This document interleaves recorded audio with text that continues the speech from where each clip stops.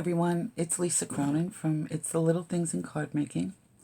I'm in the process of making another card, and I thought it would be good if you saw the way that I do my inlay die cuts and also how I do this glazing. Excuse me. So I die cut this image and I took out my pieces on the flower because these are the pieces that I'm going to glaze. But before I glaze them, I'm going to put a little ink down, and this is Weathered Wood Distress ink, and I just want to give them just a little bit of depth. Still going to be a white flower, and normally I know I start at the beginning, but my camera did it again, so I am just starting at this point. I'm sorry. All I did was put some double stick tape, put 80-pound cardstock down, shimmed it with 65-pound, ran it through my machine, and then took the pieces out and then started inking. I took them out, I placed them on the release paper from double stick tape. If you don't have release paper, you can use, excuse me, you can use freezer paper, and that works good for storing some of the adhesive die cuts that you may have. You don't necessarily have to use them up right away. You can store them with that, or even wax paper, but I do prefer the freezer paper, the shiny side. And we're almost finished with our inking. I'm so sorry that you didn't see it from the beginning, but I think I explained it, so I think you guys will forgive me. Okay, and that was it. That's all the inking we did. All I did was just kind of sweep the ink onto the cup. That's all I did. You don't have to be a fine artist to do that. Very easy. Oh, and I used a very small makeup brush. Now what I'm going to do is I'm going to be doing my glazing. And what I used to do glazing, what I call glazing, is actually just Glossy Accents. This stuff is great. I use it a lot. I love this stuff. So I put some into a bottle with a fine tip applicator, and I'm telling you, I'm going to do this now. You're going to see me do this now, and 15 minutes, and it's dry. It is the coolest thing. So I'm going to take a little bit out because sometimes you can get bubbles, and I don't want bubbles. So all I'm going to do is just put a thin coat of Glossy Accents on top of each piece. And it's going to give a look like it's been glazed and cured. Looks like porcelain. Actually looks like fine porcelain when it's dry. And the finish that you see now is not so different from the finish that you're going to see when it's dry. Love this stuff. Love the fact that when it dries solid and hard and almost indestructible. It looks like it's a glass finish, but really, I have not seen a product that is as tried and true as Glossy Accents. It does so many things. It's an adhesive, it's an embellisher, it's a protector, it's a coater. I mean, it does so many different things. I have a huge bottle stored away downstairs. This is one product that I would make a commercial for. I just think it's a great product. They also have a matte finish. I tend not to use that. I'll use that if I'm doing a different type of craft or job.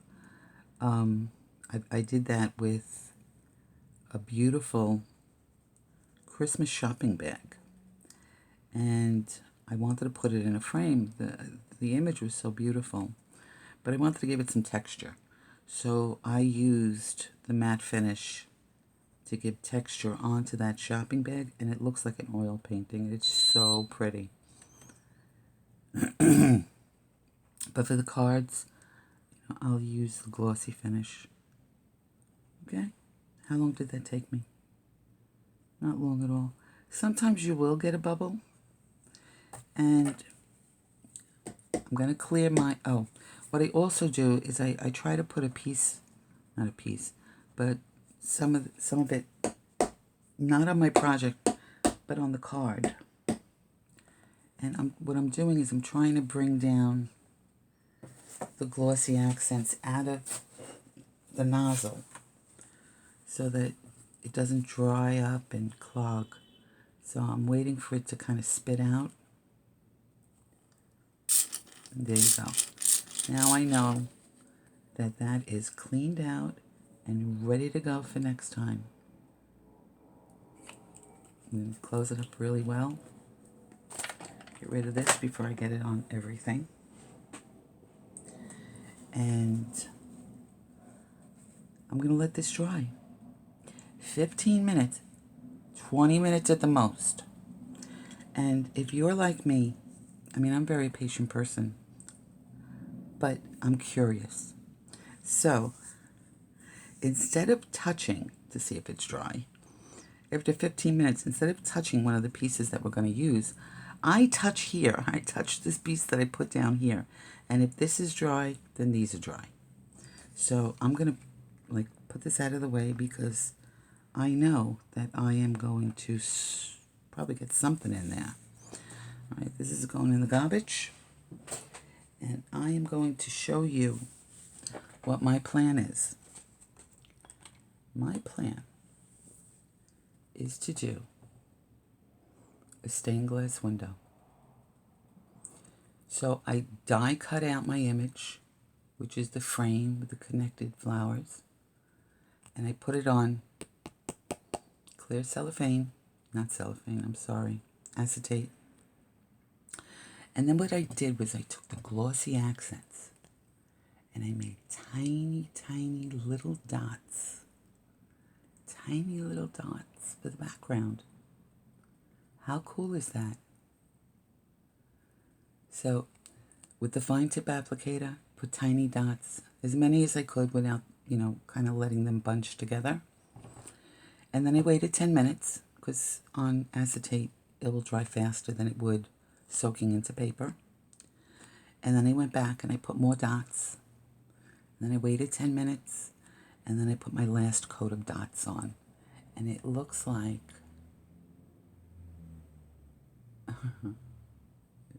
it looks like glass. Love it, love it, love it. So our inlay is going to go in here. And I'm going to mount it in between these two pieces. So it's going to be a window card. You're going to see through it. It's going to look very pretty. This is a background that I made. This is going to be a sympathy card. And it's dry, but I have to do some embossing, so I don't want to put it, that'd be probably the last things that I do. Going to emboss a beautiful sentiment this is Love from Lizzie, and I purchased this for this sentiment. I mean, when I heard the sentiment, I almost cried. When someone we love becomes a memory, the memory becomes a treasure. Oh, gets me every time. Okay, so I have that in my Misty ready to go. I'm just checking my time here. So while that's drying, and I don't know if I'm going to be able to finish everything, but while that's drying, I am going to emboss in silver this card, the card front.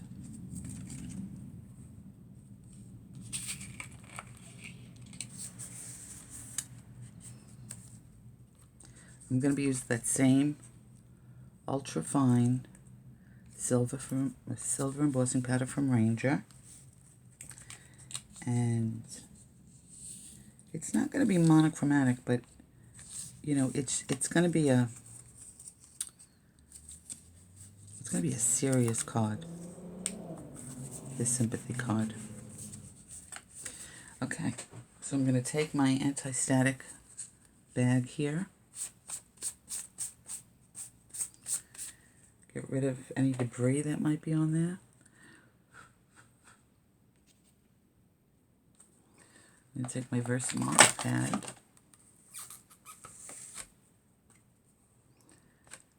Stamp up my sentiment. And let me see. I don't like the way that's sitting. Maybe I should get stickier tape. No, that's not good either. Okay. Oh, I don't want to do this, but I'm going to have to. I thought I had another piece of tape. Alright, we'll use this. I don't want anything too sticky because I don't want it ripping the front, the card front. Just let me put that there for now. Okay. Let's stamp it down and see what happens. Now my Versamark pad is kind of dirty, which is a good and bad thing. It's a good thing because I can see the image and I can see if it needs to be stamped again, which it does. And it's a bad thing because it could interfere with the gluing of the embossing powder.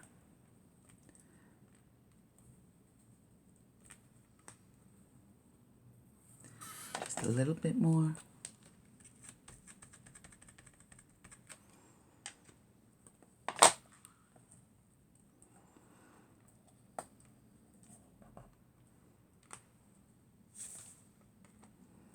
Memory doesn't want to stamp. There you go. Looks good to me.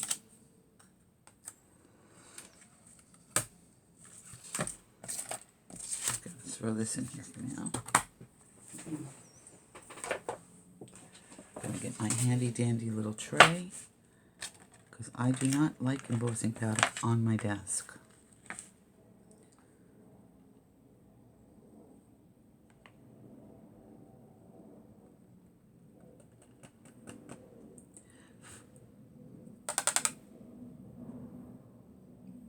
Looks good. Now to heat it up.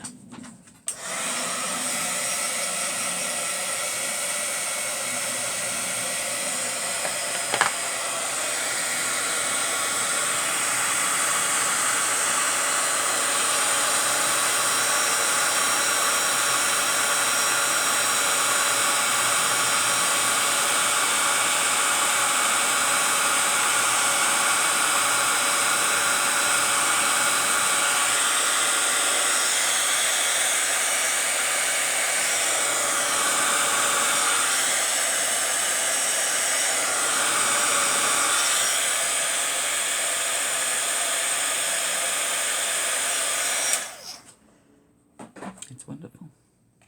Came out very nice. Okay, I'm going to put that down. Oh, I'm going to put this on the side for now.